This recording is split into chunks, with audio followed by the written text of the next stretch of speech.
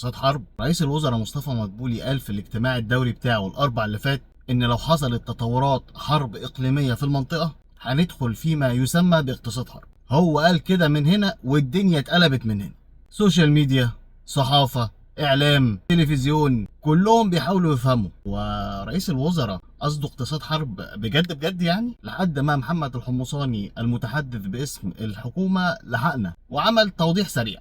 قال فيه ان رئيس الحكومه كان يقصد ان احنا هناخد اجراءات استثنائيه على المستوى الاقتصادي علشان نواجه النقص في سلاسل الامداد، حاجه كده زي اللي حصلت ايام كورونا يعني، علشان نبني مخزونات استراتيجيه اكبر من اللي موجوده حاليا، علشان لا قدر الله لو الحرب حصلت نبقى احنا كده ايه في الامان. طيب ان احنا نبني مخزونات استراتيجيه كبيره دي حاجه ما تزعلش، غاز قمح.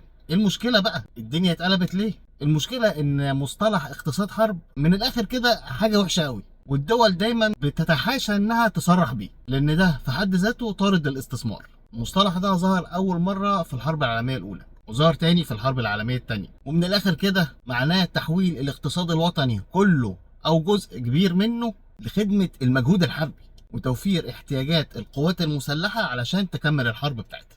ومصر بالفعل على فكره طبقت النوع ده من الاقتصاد من 57 سنه تقريبا، ما بين 67 ل 73، لما الدكتور عزيز صدقي رئيس الوزراء في الوقت ده اعلن عن ميزانيه المعركه بهدف تعبئه الاقتصاد وتنظيمه في فتره الحرب علشان نوفر جميع احتياجات القوات المسلحه خلال فتره الحرب. زي ما حضراتكم شايفين كده الوضع الحالي لمصر ملوش علاقه قوي باقتصاد الحرب اللي احنا فاهمينه.